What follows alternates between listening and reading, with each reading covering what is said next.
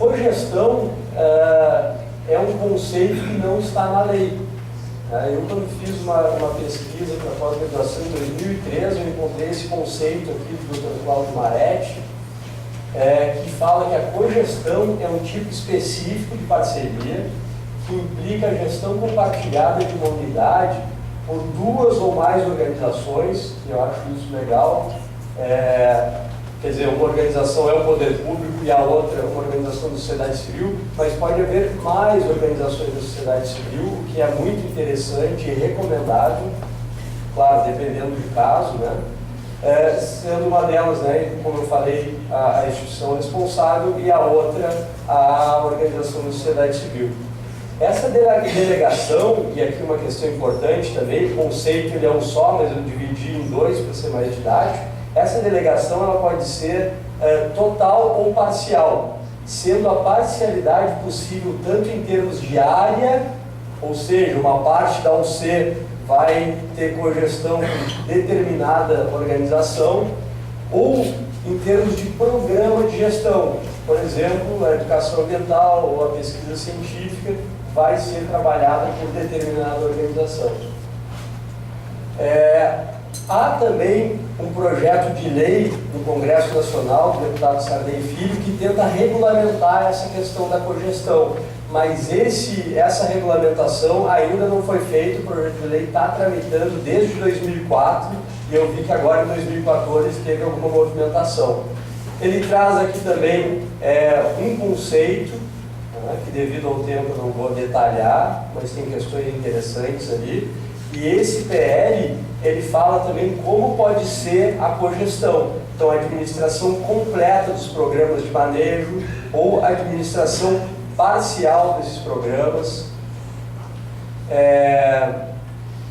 Aqui também fala da administração completa dos programas e outros instrumentos de planejamento da organização, né, executada apenas em uma parte da área protegida. Então, quer dizer, na verdade, isso que o projeto de lei traz reverbera muito daquele conceito que eu trouxe anteriormente do Dr. Maretti. Muito bem. O decreto 4340, que é o que regulamenta a lei do SNUC, ele estabelece já algumas regras para esse termo de parceria com o OCIP. Então, a questão dos objetivos institucionais, tem que comprovar a atividade de proteção do meio ambiente ou desenvolvimento sustentável, preferencialmente na UC ou no mesmo bioma, o que amplia muito, né? Quer dizer que no bioma Mata Atlântica, uma organização lá do Nordeste pode fazer uma cogestão aqui em Santa Catarina, o que não é muito recomendável, né? Claro que tem casos de município muito pequeno que não tem uma organização muito no entorno, pode trazer alguma organização de fora. Há de haver um edital, tem gente esquecendo, mas tem que fazer edital para a cogestão. Então, quando às vezes o poder público vem aqui e fala, a gente tem cogestão e tal, muitas vezes essa cogestão é apenas de fato e não de direito, porque não cumpriu com as regras que a lei prevê, tá? E tem que haver um edital para fazer a seleção dessa organização. Atenção, isso eu trouxe de um decreto de São Paulo de 2004 que trata da gestão compartilhada, regulamenta essa situação no Estado. E olha que interessante, lá eles colocaram essa regra que eu entendo que a gente deve também fazer com que ela saia do papel aqui no Estado e nível nacional. Somente poderão ser objeto de gestão compartilhada as UCs com plano de manejo aprovado e com conselho consultivo ou deliberativo instalado, nos termos da legislação aplicável à matéria. Ora, na hora que o poder público passa a gestão compartilhada para uma organização, numa unidade de conservação que não tem plano de manejo, ele está passando a batata quente, porque não tem uma linha de ação para aquela organização. Então, a gente tem que ter um plano de manejo, justamente porque o próprio conceito de cogestão vai dizer ali que você pode fazer cogestão por um programa de manejo. Se eu não tenho planejamento, eu não tenho esse programa de manejo detalhado, eu não tenho um orçamento necessário para que essa cogestão seja realizada, E aí o que acontece é que a organização fica correndo atrás do poder público depois para fazer um outro instrumento de parceria e tal, e às vezes o pessoal fica sem receber. É o que acontece por aí. Muito bem, eu trouxe várias letras aqui, eu sei que é um pouco cansativo, então para não finalizar só com letras, eu trouxe aqui uma foto do amigo Cadu Fagundes, que é diretor da Aprender e também está fazendo as fotos aqui do evento, para a gente ter pelo menos um horizonte nessa história de gestão compartilhada. Já foi colocado aqui que a gestão das UCs no Brasil não sairão do papel se a gente não tiver uma gestão compartilhada. Eu corroboro com isso, eu entendo e faço minhas palavras do Ricardo Castelli, né, que falou aqui que quem não está ainda adequado a essa realidade que saia do caminho, porque senão não vai haver implementação de unidade de conservação de fato aqui no nosso país. Muito obrigado.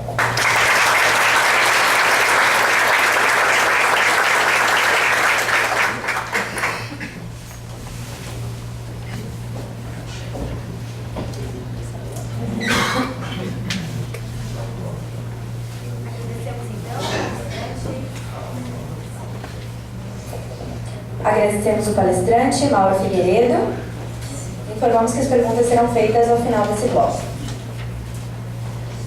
Formado em Engenharia Sanitária e Ambiental pela UFSC, é pesquisador de mestrado do Programa de Pós-Graduação em Engenharia Ambiental pelo Grupo de Estudos em Saneamento Descentralizado. É vice-presidente do Instituto Saracura e atua voluntariamente como conselheiro da Reserva Biológica Marinha do Arvoredo, membro do Conselho Consultivo do MEAMB e da Comissão Mundial de Áreas Protegidas da UNC. Chamamos agora Richard Smith com a palestra Participação Social na Criação e Gestão de Unidades de Conservação.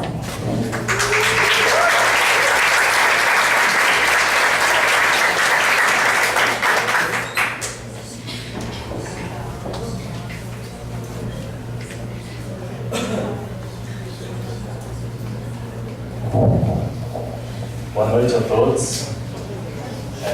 Não vou agradecer as pessoas, porque senão vou cometer injustiça, mas queria agradecer muito a professora Ângela por estar aqui, nos acompanha desde o início e deu muita força para o NEAMB, para a gente estar aqui hoje.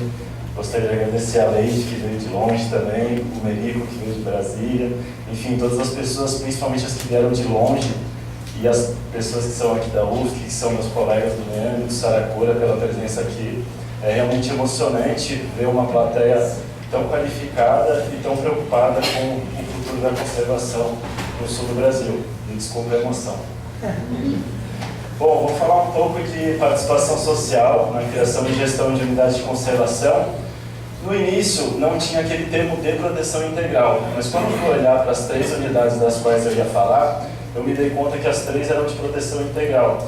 Então, como além de compartilhar informações, a gente está aqui para construir conhecimentos e aspectos da gestão, eu decidi colocar esse termo para a gente ver que também as unidades de proteção integral podem e devem contar com a participação social para que elas sejam implementadas de fato. Falar um pouco rapidamente, tá, do NEAMB e do Saracura, para as pessoas que não conhecem as organizações. São organizações parceiras, né, então por isso a gente sempre trabalha em parceria, a universidade, a UCIP e os órgãos públicos, né? A gente sempre preza por isso. E coincidentemente foram fundadas no mesmo ano, né? Tanto o Saracura quanto o NEAMB foram fundados no ano de 2007. Então o NEAMB ele atua por meio de projetos de atividade de extensão, né? Coisa rara no centro tecnológico, que é muito focado na produção de tecnologia, que não alcança as populações menos favorecidas. Então o NEAMB veio também para trazer esse elemento dentro do centro tecnológico. As áreas de atuação: educação ambiental, unidades de conservação, gestão da água, gestão de resíduos sólidos, entre outros temas ambientais. A gente preza muito pela abordagem interdisciplinar, ou até transdisciplinar, né, para quem estuda mais essa questão da interdisciplinaridade das equipes multidisciplinares, né, formadas por profissionais de várias áreas que dialogam para chegar num objetivo comum. E sempre com o envolvimento de estudantes, principalmente estudantes, mas sempre muito bem orientados por pesquisadores e professores de diversas áreas do conhecimento. Esse foi o primeiro projeto do NEAMB, foi na Escola Getúlio Vargas, aqui no Saco dos Limões. Uma área com várias favelas no entorno, uma do Morro da Cruz, né, que já foi comentado, um parque municipal aqui da região. E ali estou eu, João Daniel, alguns colegas que estão aqui até hoje, desde 2007, trabalhando nas escolas, pela revitalização dos espaços, captação de água da chuva, entre outras tecnologias que a gente busca levar para as escolas, né. Aqui um antes e depois, bastante significativo para mim, foi a primeira intervenção planejada do NEAMB. A gente começou esse trabalho em 2006 e em 2007 a gente já, pela foto, já vê o resultado que tem quando estudantes destemidos se colocam para fazer uma coisa com orientação de bons professores. Então, de 2007 a 2013 foram inúmeros projetos, ações, audiências públicas, oficinas, viagens internacionais, apresentação de artigos em eventos. Me desculpem também a pressa que eu estou falando, que a gente está com o horário um pouco avançado, então eu vou passar bem rápido a minha apresentação. E no ano de 2014, o NEAMB está se focando aqui no Colégio de Aplicação da UFSC, né, com a intenção de criar um espaço educador para a sustentabilidade, e são 5 projetos de extensão. A gente sempre no início do ano orienta os estudantes que têm esse ímpeto, essa vontade de trabalhar pela extensão, e a gente sempre consegue contemplar com bolsas, com o mínimo de recursos para que o projeto aconteça. Então, esse ano o NEAMB está focado com 5 projetos no Colégio de Aplicação, que é o Ecopaideia, que é um projeto que abraça todos os outros, Cardápio de Saberes, que são oficinas que os próprios alunos escolhem o que vão fazer, Plantando Saúde, trabalhando a questão de plantas medicinais na escola, Escola Lixo Zero, trabalhando a questão dos resíduos sólidos, e a Pedagogia do Fanzine, que é uma forma dos alunos se expressarem de uma forma não limitada, né, de uma forma criativa, de uma forma inovadora, envolvendo alunos, professores, direção, demais servidores e familiares da escola. Aí algumas imagens.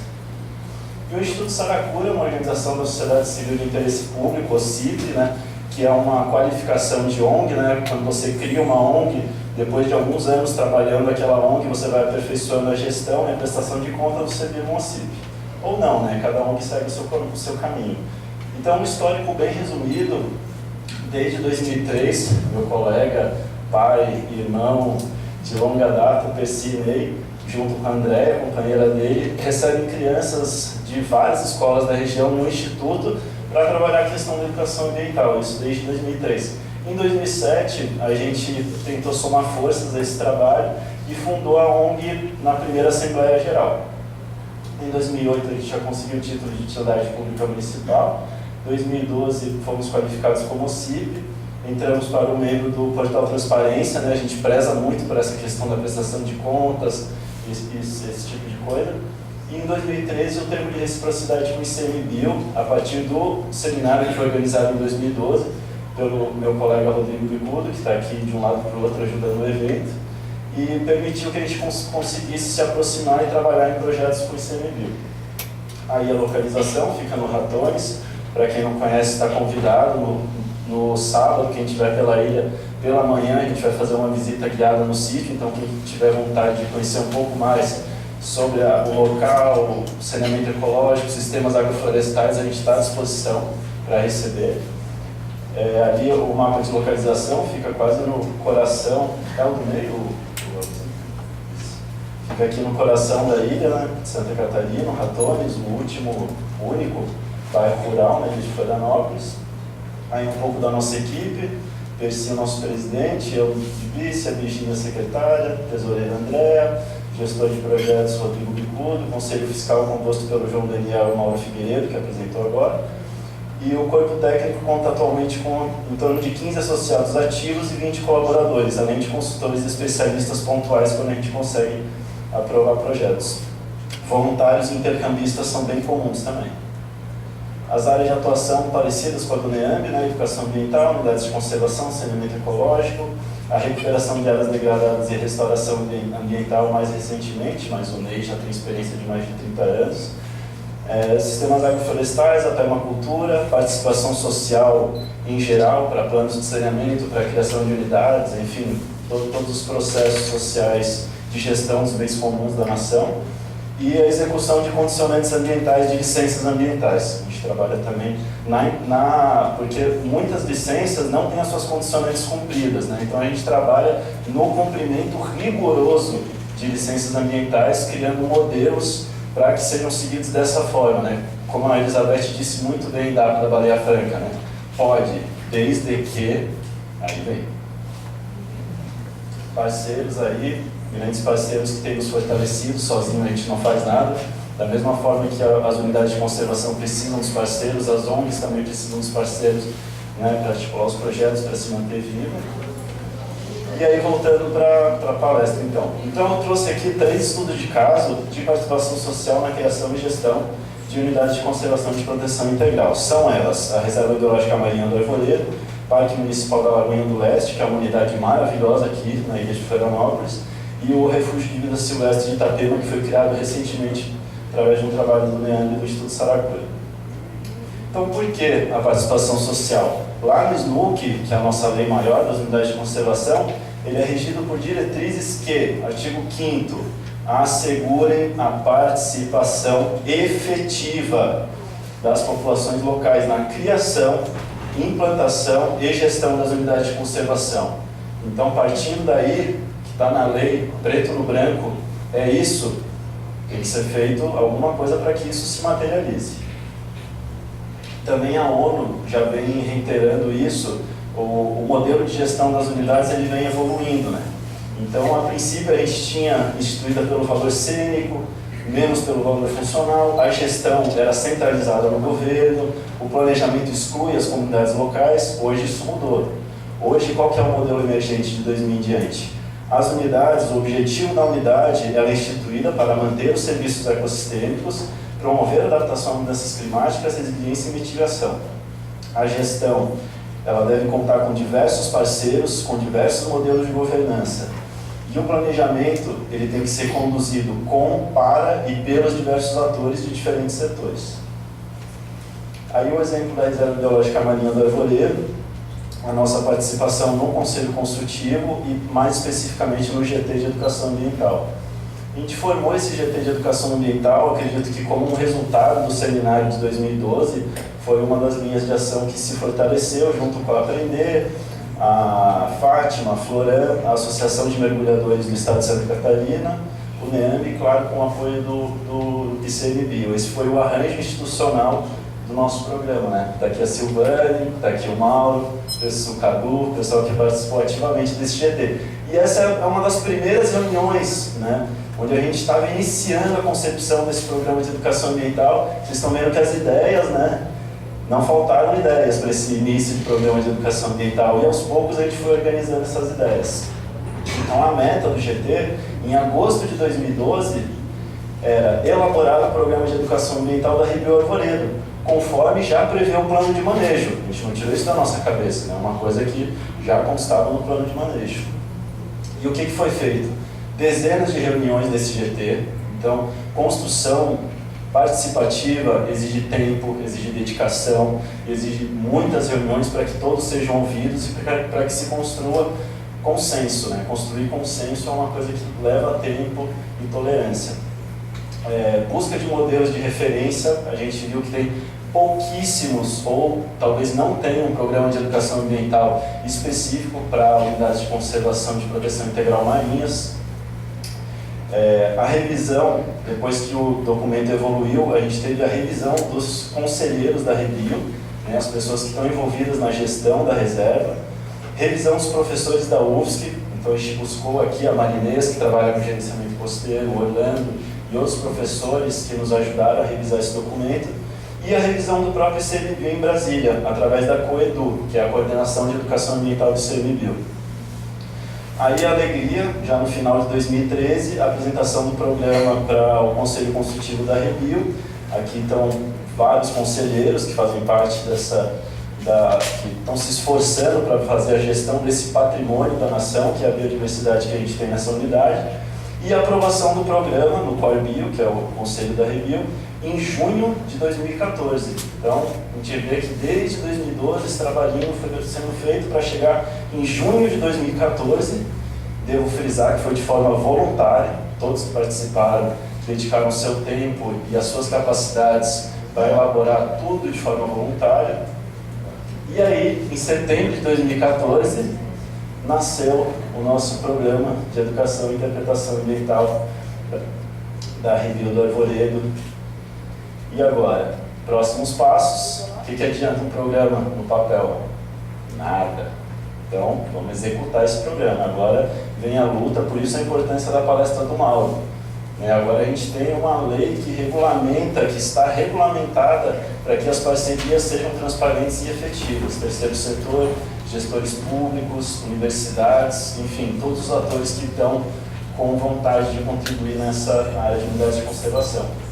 Aí o sumário, rapidamente, os objetivos do programa: a sensibilização, a mobilização social, a formação dos recursos humanos, a disseminação, disponibilização e divulgação de informações na unidade, estruturação da UC para a educação ambiental e a integração com outros projetos de educação ambiental que já estão acontecendo.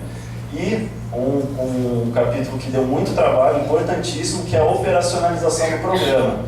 Porque programa de educação ambiental bonito tem um monte, mas que estão sendo executados são muito poucos. Então, é um pouco disso. E aqui esse desenho ilustra bem, como equilibrar todos os atores e interesses que a gente tem na review. Aí uma perspectiva sustentável no Parque Municipal da Lagoinha do Leste é uma experiência desenvolvida por estudantes de graduação da UFSC. Tá? Nesse projeto eu participei, mas participei pouco na execução, participei mais na orientação. E a gente vê como pessoas da graduação bem orientadas são capazes de fazer bastante coisa também. Aí o mapa de localização do Parque Municipal da Lagoinha do Leste fica ali no sul da ilha de Santa Catarina. E aqui um parque maravilhoso, uma beleza cênica excepcional e com uma biodiversidade bastante rica também. Aí o mapeamento que foi feito das áreas de camping, o camping é uma atividade muito comum nessa unidade, o pessoal tem uma interação muito forte com a natureza, então é um local de sensibilização, de aproximação com a natureza importante, outras áreas de camping, mas tem que ser regulamentado, não pode acontecer de qualquer jeito, sem banheiro, sem local para o resíduo, sem nada, que é o que vem acontecendo. Foi feito o monitoramento da qualidade da água durante 2 anos, a gente contou com a parceria da Casan também para nos apoiar nas análises. E foi muito interessante, foi feito um monitoramento em 2 pontos aqui. Esse ponto é bem próximo de uma área que tem bastante gente acampando, e nesse ponto aqui não tem ninguém acampando. No verão, os coliformes desse ponto foram às alturas. Por quê? Porque não tem banheiro. Quem acampa uma semana lá faz o quê? Não preciso falar. E no ponto 1, o coliforme conseguiu se manter baixo, porque não tem área de acampamento. Então mostra que realmente tem uma demanda para que ou se proíba acampar mais de 2, 3 dias, que não é a minha opinião pessoal, ou tem que ser feito um banheiro, com uma gestão correta. Enfim, a gente apontou o problema, agora tem que apontar a solução.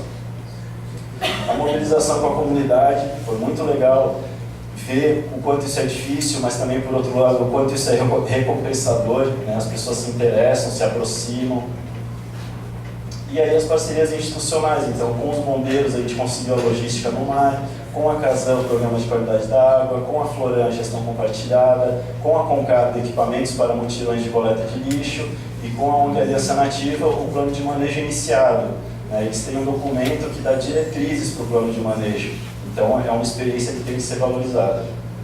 Aí, as saídas a campo com estudantes da UFSC, levando os calouros para conhecer o que é uma unidade de conservação, para que serve, por que foi criada essa unidade.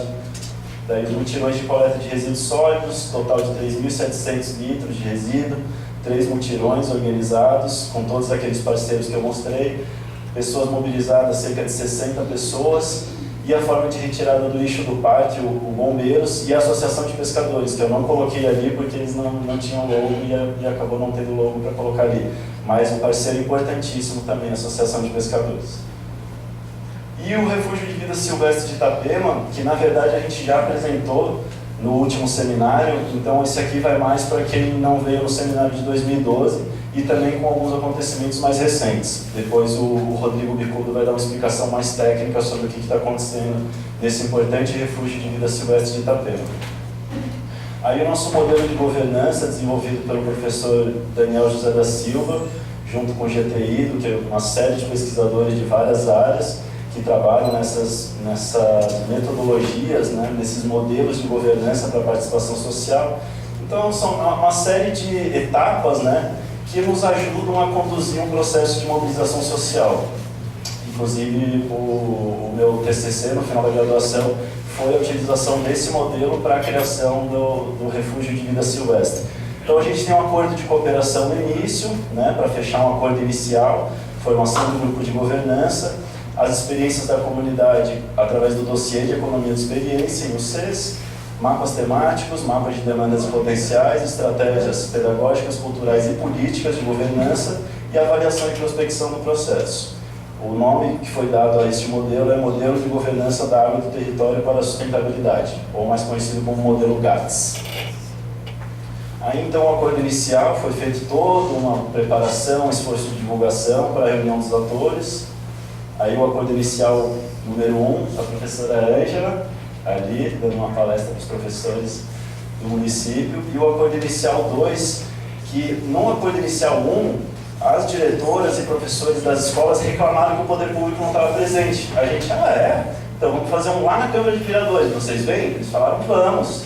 E aí fizemos, e temos lá o procurador do Ministério Público Federal, Dr. Pedro Nicolau Sacco, o prefeito da época, Sabino, e o presidente, presidente, né, da Câmara de Vereadores. Então a gente tem aqui os 3 poderes representados no acordo inicial e a comunidade assistindo. Isso foi bastante interessante, assistindo e participando, né, que é mais importante. Aí os encontros, tempo, número de participantes e esse termo de cooperação que as pessoas assinavam é mais simbólico, mas é uma forma da pessoa se implicar no processo. Aí o dossiê, que é uma série de experiências, né, do que é um refúgio da vida silvestre, o que é um museu, onde funciona, é um levantamento geral para passar essa informação para a comunidade. E o levantamento das experiências da comunidade. Quem que é mais velho, quem que já conhece aquela área, o que tem de riqueza, onde está. Aí o ciclo da comunidade de aprendizagem, oficina de ética e conceitos para sustentabilidade, que é a primeira oficina que a gente fez na comunidade de aprendizagem. Então, o conteúdo resumido trata de conceitos de biosfera, ambiente, cidadania ambiental, desenvolvimento sustentável, saúde integral e as 3 éticas da sustentabilidade, que é um excelente texto produzido pelo professor Daniel José da Silva. Aí, oficina de legislação ambiental, então a gente trabalha toda a legislação do SNUC, a legislação da Política Nacional de Educação Ambiental, lei de gestão da água, porque nesse caso tem uma importância estratégica a questão da gestão da água, por isso que a gente consegue justificar a unidade, né, dizendo que se não criar vai faltar água, né, porque a biodiversidade, o pessoal não dá muita bola, então vamos falar da água. Aí a comunidade de aprendizagem fazendo o reconhecimento dessa flora e dessa fauna.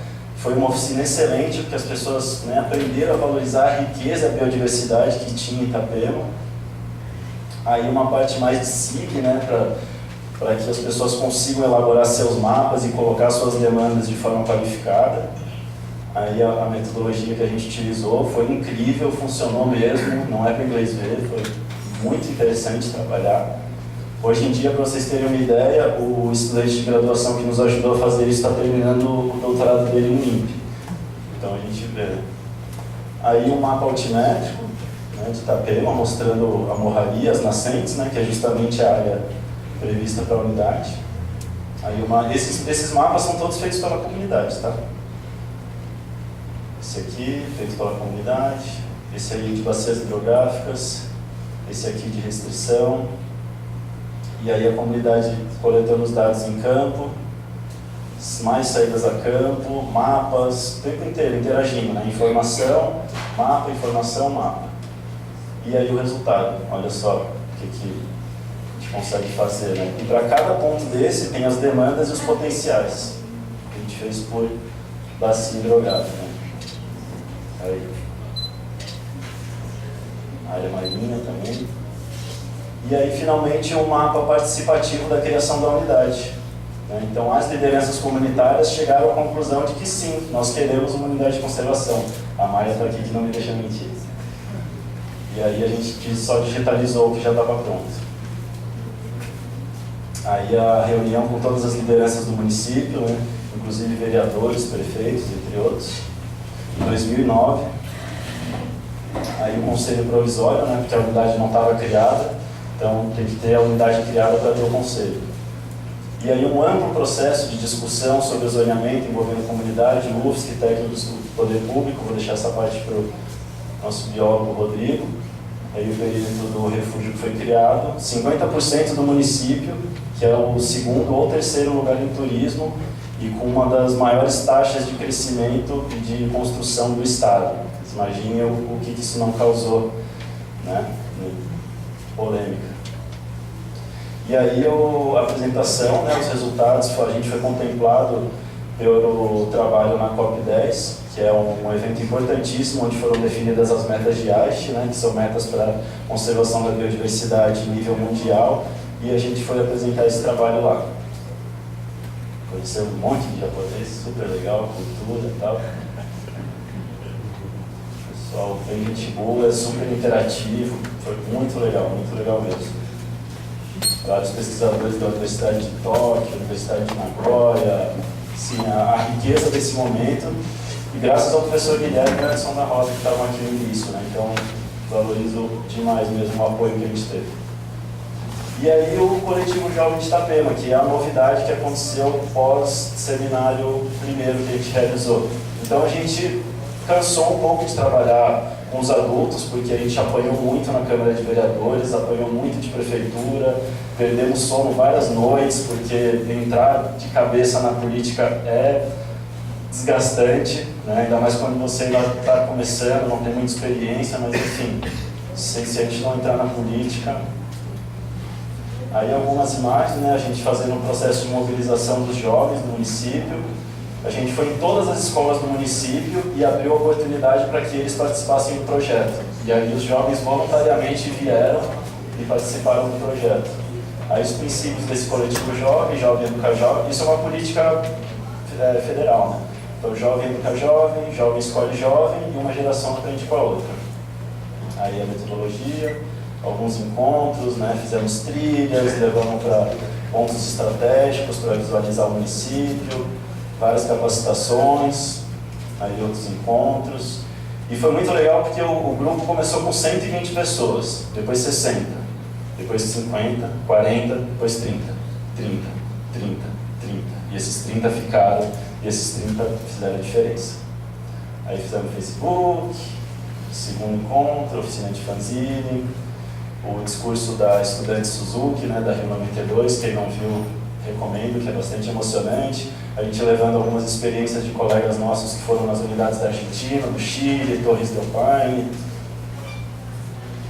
Aí o quarto encontro, a gente fazendo a mobilização para audiência pública. O quinto encontro, outra oficina de fanzine. Aí a audiência pública na Câmara de Vereadores, dia 5 de outubro. Então a gente mobilizou fanfarra, cartaz, nosso exército, né? E aí, como prêmio para esses 30 que ficaram, né, mesmo tendo tarefas e atividades para fazer em casa, continuaram implicados no processo, eles ganharam um dia no Parque Unipraias, ali em Balneário, né, que tem várias atividades de ecoturismo. Foi assim um presente, né, que a gente conseguiu articular recurso para presenteá-los. E aí eles foram conhecer a unidade, fizeram arborismo, enfim, acho que quem está afim a gente tem que investir. Acho que era isso, pessoal. Obrigado.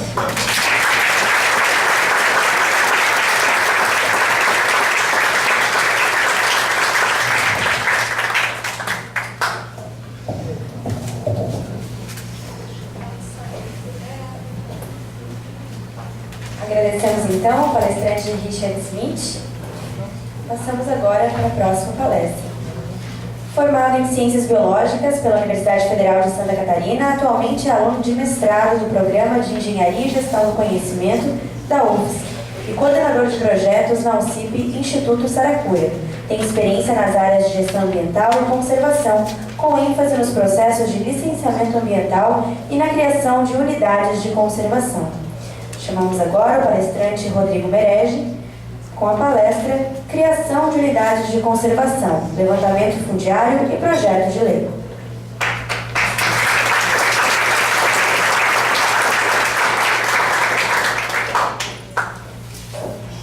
Boa noite a todos, queria agradecer pela oportunidade, é um prazer estar aqui novamente no segundo seminário, depois de todo esse trabalho, né? O dia que acontece é o dia que a gente ali descarrega. Então, eu vou falar para vocês um pouco, tentar ser rápido, né? E pena que o professor Orlando não está mais aí, porque a gente vai mostrar um pouco das espécies, né? Essa biodiversidade que é tão importante, tão subestimada, e falar um pouquinho para vocês de um assunto que não é tão bom quanto a biodiversidade, mas é tão importante quanto, que é a questão fundiária e como que foi elaborado o projeto de lei, que virou um decreto, na verdade, da unidade de conservação que se envolveu na criação. Então, refúgio de vida silvestre de Itapema. Bom, cadê a vida silvestre, né? Só um pouquinho antes, como começou tudo, né? Infelizmente, as unidades de conservação que a gente tem visto, elas não começam, no caso, acho que apenas as RSPPN, que pode ser uma exceção, elas não são voluntárias, né? Elas não são feitas porque existe a necessidade ou por nada disso. Nesse caso, a gente trabalhou no termo de ajustamento de conduta do empreendimento turístico imobiliário de centenas de milhões de reais, que teve que pagar a pena, né? Foi penalizado com uma multa de 135 mil reais. Então, esse dinheiro foi utilizado para o subsídio, fazer os estudos que iam subsidiar a criação da unidade de conservação. Então, como começou essa história? A gente, por estar na universidade, teve acesso a um conjunto extremamente qualificado e amplo de mão de obra. Então, a gente conseguiu contatos com professores de altíssimo nível técnico e eles nos forneceram apoio para esse conjunto de áreas para realizar os levantamentos. Então, esse foi um grande mérito de ser feito na universidade. A gente conseguiu otimizar esse recurso num nível muito alto, né? Não tinha nenhum tipo de interesse econômico, lucrativo, então o dinheiro foi todo investido no projeto. Esse é o município de Itapema, assim, essas são as divisões das bacias hidrográficas que estão dentro do limite do município. Aqui no norte, a bacia do Areal e a bacia do Rio Perequê, que sai do município. E o município de Itapema tem uma característica bem peculiar, né? Se vocês puderem ver as nascentes, todas elas estão localizadas, pelo menos dessas duas, e boa parte das bacias dessa aqui estão dentro do limite do município. E essa bacia aqui fornece água para o município de Itapema, para o município de Porto Belo e para o município de Bombinhas. No ano passado, nos 3 faltou água no verão. Aqui também no município de Balneário Camboriú existe uma contribuição do município de Itapema dessa região para o abastecimento.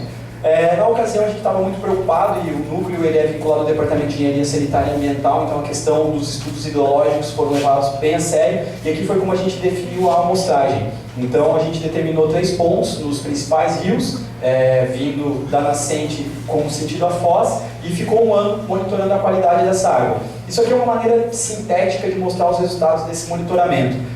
Aqui é uma modelagem que mostra o índice de qualidade da água, um parâmetro utilizado pela Sabesp. E aqui basicamente funciona assim: quanto mais vermelho, pior a qualidade da água. Então aqui nessas regiões a qualidade da água é muito ruim e a gente percebeu uma tendência de avanço dessa mancha vermelha no sentido das nascentes. Isso em pouco tempo irá comprometer todo o abastecimento do município, né? E não só do município, como Balneário Camboriú, Porto Belo e Tijucas também. Então isso é bem preocupante. Aqui nós temos como está distribuído a coleta e tratamento de água no município de Itapema, né? Aqui é um município assim, depois o mapa deitado, aqui é aquela região norte que a gente estava vendo. Então são 5 estações de tratamento ao longo do município que fornecem água para uma população de quase 50 mil pessoas. Aqui são algumas das estações de tratamento. Essa é uma estação muito feliz porque a qualidade da água que ela capta é tão boa que permite que o tratamento seja mínimo. Então o uso de produtos químicos e tal é bem pouco, o custo é baixo, a qualidade da água é boa porque está preservado, mas essa não é a tendência. Então aqui nesse trabalho com a comunidade, né, é um trabalho que a gente não cansa, a gente exaure isso, e a gente levou a comunidade nas estações de tratamento para eles conhecerem, né? Não só como que é feito, onde é que vai. Aqui é a maior estação, uma das grandes estações de tratamento, então aqui os técnicos da companhia de água explicando para os moradores como que é feito o processo de tratamento da água, para onde que ela vai. Essa é uma situação nova em Itapema. eles estavam com um problema sério de armazenamento, né? O consumo é muito grande, então eles criaram essa lagoa de acumulação de água para servir como uma fonte de armazenamento para atender o município. Só que Itapema mudou muito nesse tempo, né? Isso aqui é uma foto do bairro Meia Praia, da orla do município, na década de 60, e isso virou isso, né? Itapema tem um caráter de ocupação extremamente agressivo, muito agressivo. As taxas de crescimento são altíssimas e a densidade, como vocês podem perceber, também é alta. Isso aqui consome uma quantidade absurda de água. Na última semana de dezembro, nas 3 primeiras de janeiro, o consumo explode e a demanda do sistema é enorme. Então, a gente argumentou, de diversas maneiras, que a criação da unidade de conservação irá garantir para o futuro, porque já está difícil, daqui a 10 anos talvez não tenha água. Então vamos lá para a biodiversidade. Então a gente tinha que justificar essa unidade de conservação, né? Então a gente foi atrás dos levantamentos com as equipes montadas aqui e a gente teve resultados fantásticos, especialmente nesse grupo, o grupo anfíbios, que está relacionado muito à água, né? A gente encontrou 34 espécies de anfíbios. Esse é o primeiro ou segundo município com o maior número de registros desse grupo animal no estado de Santa Catarina. E isso aqui é um mapa da UICN, da Red List de espécies ameaçadas. Boa parte desses anfíbios que a gente encontrou, eles estão localizados nessa região. Aqui não tem os limites dos estados, mas essa é uma região que estão localizadas grandes cidades, Joinville, Blumenau, acho que chega a pegar Curitiba, grandes metrópoles, e tem uma pressão enorme sobre esses animais. Aqui estão alguns deles, né?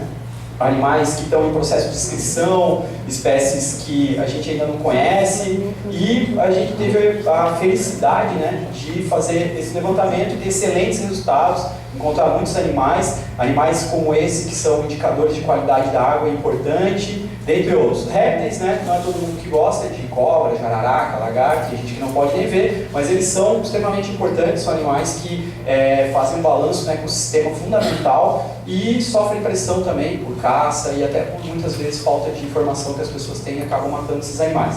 Então a gente conseguiu encontrar alguns animais, jararacuçu, essa cobra d'água. Esse é um animal que a gente expandiu a área de ocorrência dele, ele ocorria até o município de Brusque, depois que a gente encontrou ele no limite sul, né? Depois a gente jogou para Itapema, dentre outros, são animais fantásticos, muito interessantes. A cobra coral, para quem não sabe, ela se alimenta de outras cobras. Essa, muito provavelmente, segundo os especialistas, era uma espécie nova e por aí vai. E aqui foi o grande... Isso é o que a gente precisava para criar a unidade. Porque a gente estava encontrando um monte de animal, a gente tinha lá um monte de água, um monte de espécie vegetal, mas e aí? Quando a gente encontrou esse animal, é o Leopardus vidi, não sei exatamente como é que fala, mas é o gato maracajá, e acontece que ele está na lista de ameaçado de espécies de extinção. Pronto, era o que a gente precisava, um mamífero carismático, bonitinho, fofinho, que está em extinção. Quando você está querendo uma unidade, se você acha uma coisa dessa, você está com uma grande vantagem. Porque ninguém vai fazer a unidade da jararaca, é muito difícil. Daí, os outros mamíferos, seguindo, aqui o processo de coleta de dados no campo, contribuição científica, ouriço, capivara. Capivara em Itapema é emblemático, eles matam a paulada lá, essa é a prática usual, é matar a capivara paulada.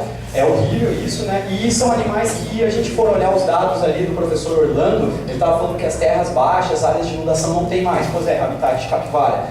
Esse animal tem sofrido muito, né? E é um animal que tem essa interação com o ser humano meio complicada, as pessoas gostam, não gostam, comem, matam, atropelam. Lá em Itapema acontece de tudo, assim, com capivara.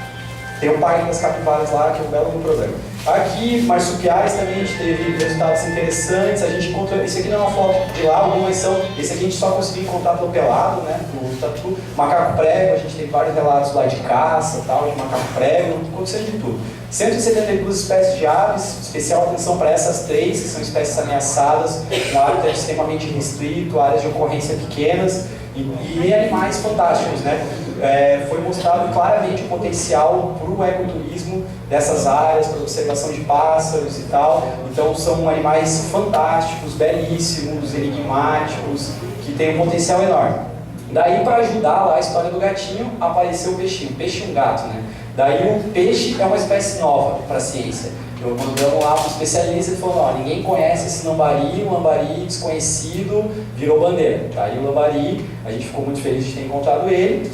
A gente fez questão, eu fui um dos que insisti de ir para os invertebrados, né? Os invertebrados eles são importantes bioindicadores, então assim, você vai pegar os estudos de licenciamento ambiental, ninguém fala de invertebrado, ninguém quer mexer com esses bichos, e a gente fez questão de fazer isso. A gente encontrou 3 espécies, ficou muito satisfeito, e esses animais servem como importantes indicadores de monitoramento da qualidade das áreas, e são animais extremamente importantes. Se vocês acham que borboleta é difícil convencer, imagina os rola-bosta, né? E daí foi quando a gente teve, o pessoal olhou, vocês vão mesmo fazer isso, né?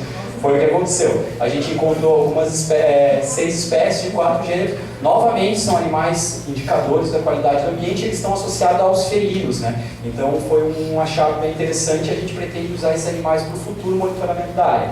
Depois a gente foi para praia, né? Daí começou a mergulhar para buscar ver como que estava a interface marinha costeira dessas regiões. A gente também teve excelentes surpresas, 25 espécies de peixes, animais ameaçados pela pesca exploratória, garopas, interface com a rebio do arvoredo, que faz parte da zona de amortecimento, área para reprodução, então a gente conseguiu confirmar isso. Algas foi uma grande surpresa, mais uma vez, né? Nossa, quem que quer saber de algo? A gente encontrou 58 espécies. Se vocês, o professor Paulo Horta, daqui do Departamento de Botânica, ele me explicou que acima de 45 espécies de alga em um determinado local, isso mostra que esse local tem uma relevância grande do ponto de vista da biodiversidade. A gente encontrou 58.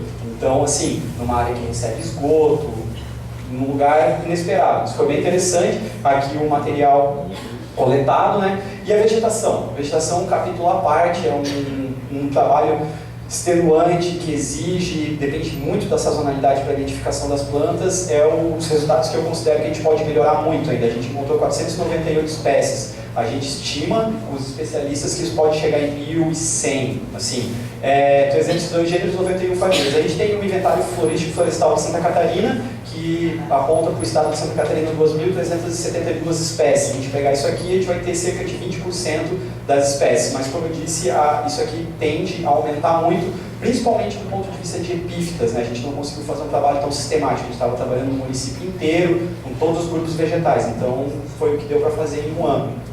E aqui alguns exemplares, né? Então, né, essa foi a parte legal, a gente foi para campo, agora vamos para o gabinete. Esse foi o fluxograma do procedimento para a criação de unidade de conservação, uma publicação do ICMBio de enorme valia, não tem como avaliar o valor que tem isso aqui para o município que quer criar uma unidade de conservação. Se você fizer isso aqui, desse jeito, vai funcionar. Então isso é muito importante. A gente seguiu isso, à risca, e chegou nesse ponto. Essa é uma foto emblemática, aqui estão alguns atores extremamente importantes. Essa é a doutora Carla Pinheiro, procuradora do Ministério Público Estadual, antigo prefeito Sabino, procurador do município, André Bevilacqua, procurador do Ministério Público Federal, Dr. Pedro. Esses foram os atores institucionais fundamentais para fazer a coisa acontecer. Esse ator viabilizou o recurso, eles viabilizaram que a coisa acontecesse de fato, e a doutora Carla é uma vigilante, uma protetora do refúgio, e a gente estava ali fazendo nosso trabalho, e esse figura aqui, Adilson Machiavelli, foi quem começou tudo, um articulador político que deu a oportunidade de a gente trabalhar no município e rendeu todo esse trabalho.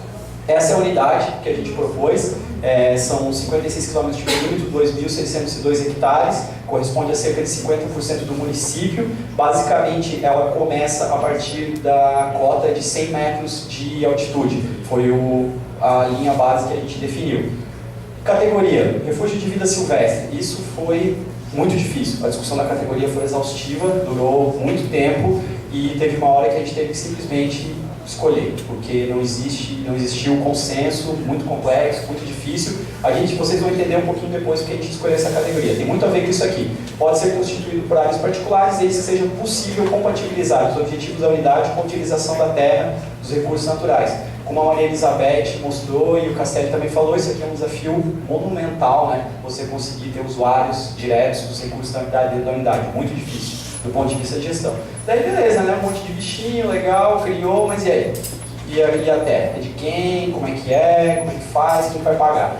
Então a questão fundiária é chave, é um dos maiores entraves para a criação de unidade de conservação do Brasil. O belo problema, a gente estava com isso na cabeça desde o início. Então a gente sabe que vale a pena investir dinheiro aqui, mas tem que ser bem feito e tem que ser bem trabalhado. Eu estou isso aqui só para ilustrar. Eu tenho conduzido pesquisa na área de pagamentos por serviços ambientais. Esse aqui é um artigo da Science, uma revisão de 300 artigos científicos que eles chegaram fazendo argumentações sobre por que vale a pena pagar pela natureza. O que eu quero mostrar para vocês é o seguinte, que eles fizeram uma estimativa, são economistas, né? Basicamente é um trabalho composto por economistas e alguns ecólogos, que cada uma unidade monetária, $1, R$1 que você bota numa unidade de conservação, volta 100 vezes. Então essa é a estimativa aí, num conjunto de serviços e benefícios. Então essa é uma excelente razão, mostra, né, um dos artigos, e tem conjuntos enormes de argumentos para mostrar que vale sim a pena investir em indenização para conservar a natureza, porque tu vai ter um monte de benefício, inclusive econômico. E a gente tem essa publicação aqui, que a gente teve a oportunidade, como o Richard mostrou, de estar no Japão, e a gente participou do lançamento dessa publicação pelo Ministério do Meio Ambiente. É um livro que eu considero que mexe com unidade de conservação tem que ler, traz argumentos, traz um peso para a argumentação muito grande, e ele prova de todas as maneiras possíveis e imagináveis a viabilidade econômica das unidades de conservação. Isso é muito importante quando você está falando de levantamento fundiário, porque os recursos mobilizados às vezes são significativos, então você tem que justificar um investimento, um dinheiro que dava para comprar um hospital, você fazer uma indenização de uma unidade de conservação. Então isso tem que ser muito bem fundamentado. Aqui um artigo que fala, né, que basicamente eu quero mostrar desse artigo que eu achei bem interessante, é que o dinheiro não é o maior problema para regularização fundiária, apesar de a princípio parecer, não é. A gente tem que se considerar que são muitos documentos, são muitas bases de dados, então a gente precisa disso aqui, gestão de informação. A gente precisa ter um processo de gestão muito eficiente para conseguir captar, gestionar, revisar, entregar e publicar e preservar toda a informação acerca das características fundiárias. Então, quem é dono, aonde, por quê, qual que é o tamanho da terra dele, quanto que vale, aonde que ele está, qual que é o telefone dessa pessoa. Isso é muito importante. E o ICMBio sempre ajudando, né? Tanto com o roteiro de gestão municipais, essa é uma cartilhazinha de regularização fundiária de unidade de conservação, um material pouco conhecido, mas muito útil. E a gente trabalhou nele. Ele é um material assim um pouco depois, ele é um pouco depois que já foi, é uma segunda fase. Aqui ele é interativo, tem uma interface simples, fácil, manejável, dinâmica, e aqui estão todas as etapas, é um fluxograma com dicas e tal, então é um excelente documento para apoio de tomadores de decisão. Então o que a gente fez lá em Itapema? A gente foi atrás de diversos meios, né, pelos cartórios, e a gente conseguiu 362 documentos. Eles vieram da onde? Prefeitura Municipal, Fundação Ambiental, Cartório de Itapema, Cartório de Tijucas, INCRA, e a gente tentou o Patrimônio da União, mas eles não nos atenderam, e a gente tentou outras fontes, mas é muito difícil. E uma coisa que eu quero mostrar aqui são várias fontes. Então é um conjunto grande de documentos, de fontes diferentes, com tudo quanto é tipo de cruzamento louco que você pode imaginar que tem. E o que a gente fez? Pegou todas essas matrículas, 196. Eu vou só mostrar o que a gente fez em Itapema. Então a gente pegou 196 matrículas e 60 certidões. Desse total, 116 passaram pela primeira triagem, com possibilidade de estar na área. Ó, isso aqui talvez esteja, isso aqui não está, uma triagem grossa. Depois,